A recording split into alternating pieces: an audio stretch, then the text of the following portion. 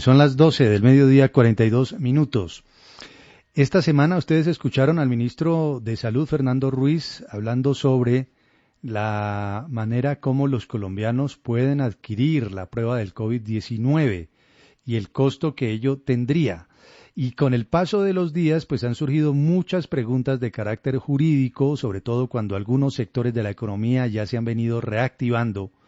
Y son preguntas que necesitan una respuesta urgente para poder sacar adelante proyectos o iniciativas.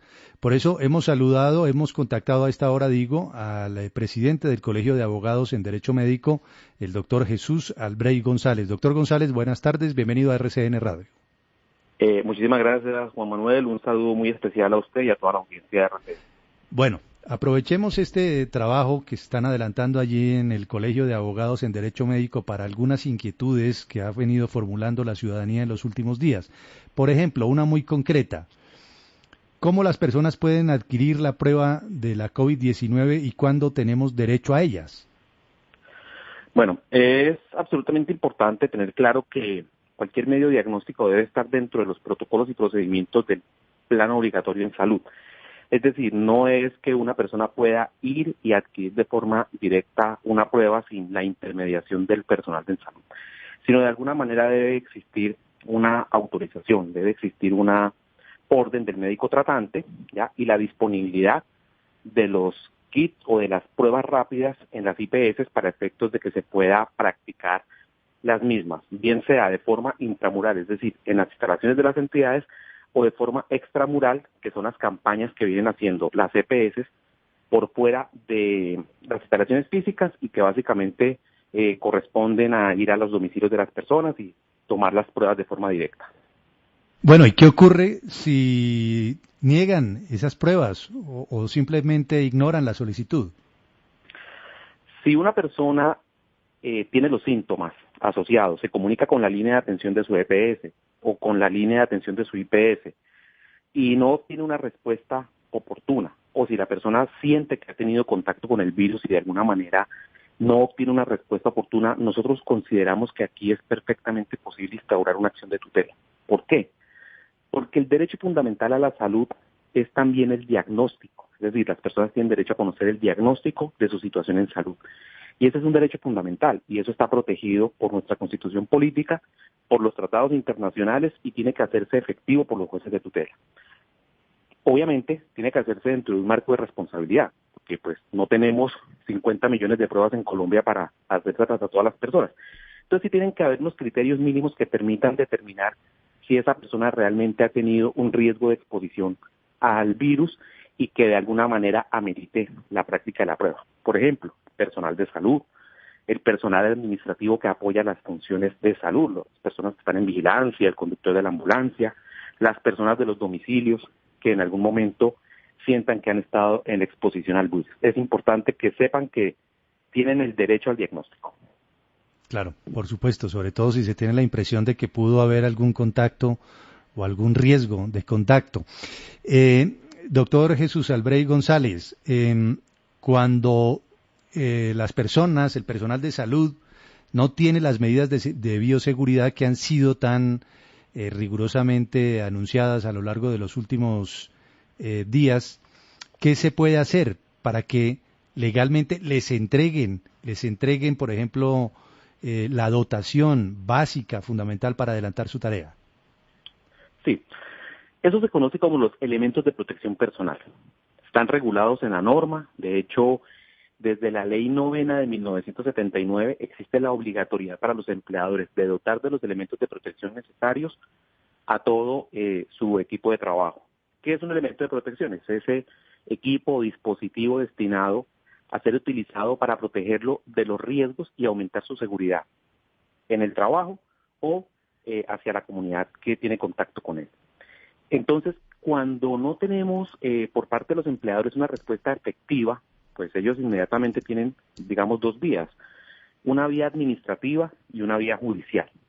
Vía administrativa, tenemos dos tipos de entidades, una clínica privada o una entidad pública. Joana está en cabina.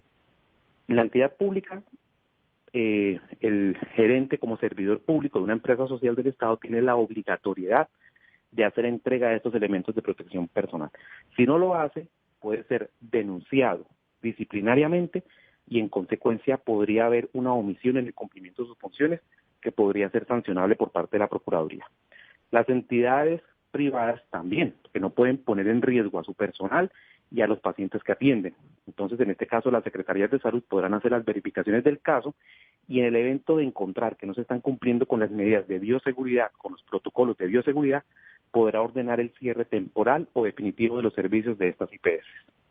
A todas estas, doctor González, el coronavirus o COVID-19 es un riesgo laboral para el personal de la salud, ¿es considerado como tal? La ley 1562 define como enfermedad laboral aquella que se contraiga como resultado de la exposición o de factores de riesgo inherentes a la actividad laboral o el medio en el que el trabajador se desenvuelve. Entonces, claramente, el COVID en los ambientes donde hay una mayor exposición es un riesgo laboral. De hecho, esa discusión, todo este principio de la pandemia estaba dada porque usted sabe que las ARL tenían una negativa a declarar la COVID-19 como enfermedad laboral. Por eso fue que cuando se expidió el decreto 538, en su artículo 13 se eliminaron los requisitos que traía esta norma que le acabo de denunciar para declarar el COVID como enfermedad laboral. Y este artículo lo que hace es que lo declara de manera directa.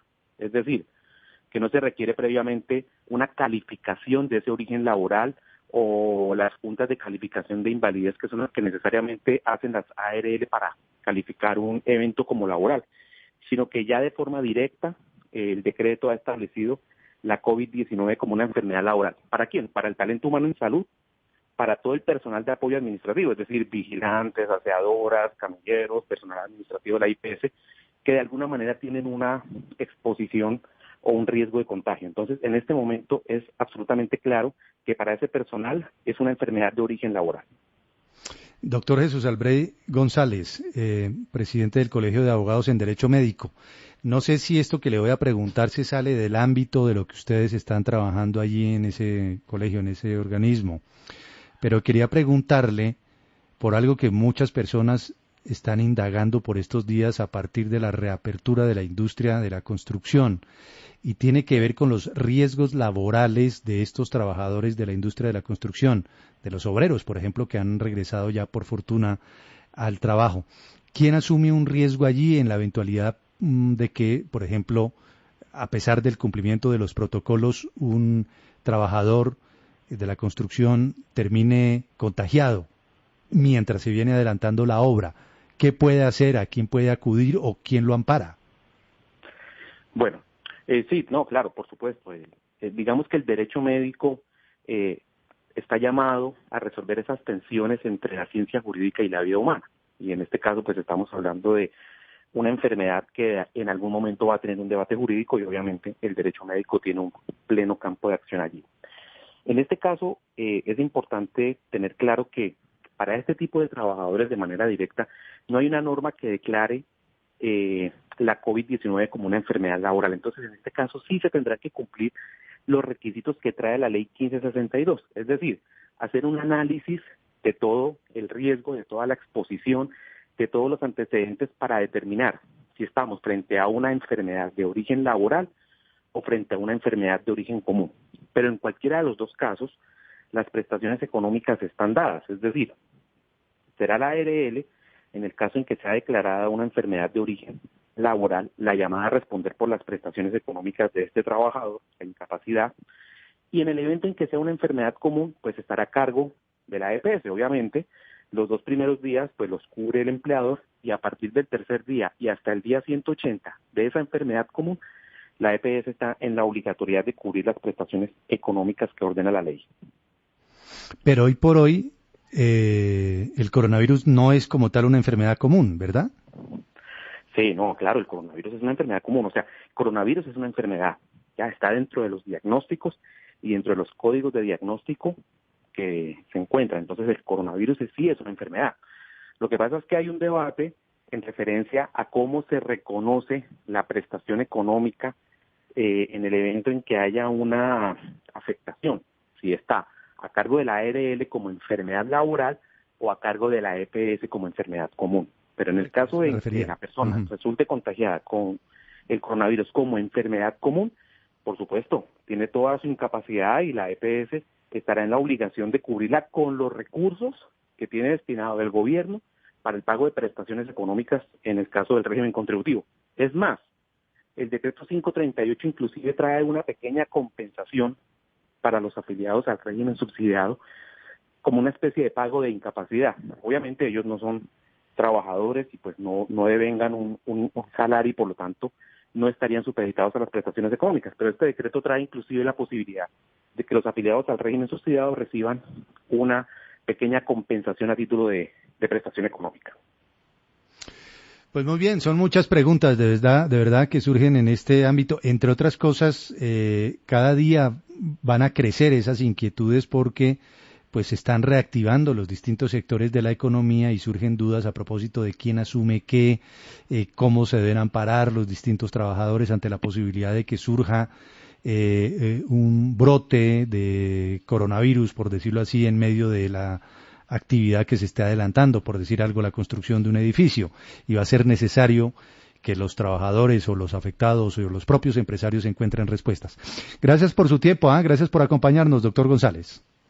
No, ni más faltaba. Siempre atentos para todas las preguntas que necesiten y aquí estamos desde el Colegio de Abogados en Derecho Médico dispuestos a apoyar estos debates que se están dando. Vienen debates muy interesantes cuando ya tengamos una vacuna, la evidencia científica, los debates éticos que se suscitan en torno a todos estos temas. Entonces aquí estaremos dispuestos a siempre resolver las inquietudes de ustedes y de la ciudadanía. Muchas gracias. Es el presidente del Colegio de Abogados en Derecho Médico, Jesús Albrey González. Muchísimas inquietudes las que se van formulando día a día en relación con esta pandemia. 12:53.